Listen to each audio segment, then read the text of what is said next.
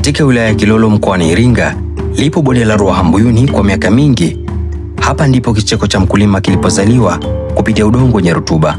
Lakini mnamo mwezi Aprili mwaka 2023, asili ilibadilisha uelekeo. Mvua za El Nino zilisababisha mto kuhama mkondo wake wa asili na kuacha skimu hii ya umwagiliaji ikiwa yatima. Kuhama mto kwenda sehemu nyingine umetuathiri sana kimaisha. Uwezo wa kurudisha mto kwa hali halisia ya sisi, skimu yetu ilikuwa haina uwezo. Kulikuwa na changamoto, maji yalihama mto, tukawa tunaishi kwa kuungaunga tu, maisha magumu. Kwa tunasomesha watoto mpaka watoto wamefaulu, tumeshindwa kuendeleza shule.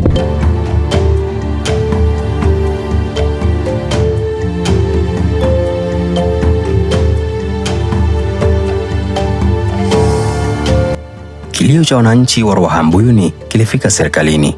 Serikali ya awamu ya 6 ikitambua umuhimu wa bonde hili kwa uchumi wa taifa, haikusita kuchukua hatua. Ukarabati mkubwa ulianza chini ya mkandarasi Norspan International Company Limited. Ni uwekezaji wa thamani ya shilingi bilioni 4,423,760,635 na senti 72. Lengo ni kurejesha mto kwenye mkondo wake wa asili na kuimarisha miundombinu ili mto usihame njia yake. Huu ni mradi unaogusa maisha ya wakulima zaidi ya 19,000.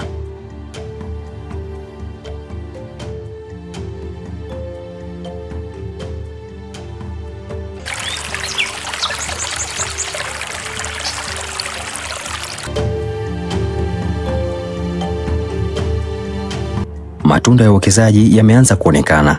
Kupitia ujenzi wa tuta la mpito river diversion, maji yameanza kutiririka tena kuelekea kwenye hekta 187 za mashamba.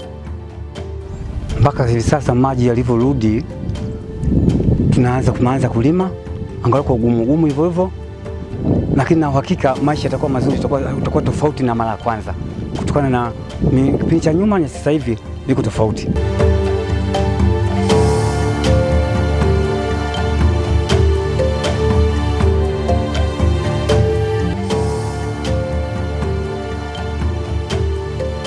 Kurudi kwa maji katika skimu ya Ruahambuyuni si tu ushindi wa kihandisi, bali ni ushindi wa utu na maendeleo.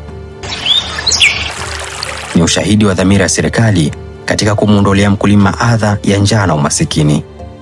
Wakati miundombinu hii ikikamilika, Ruahambuyuni itabaki kuwa alama ya ustahimilivu na ghala imara la chakula mkoani Iringa.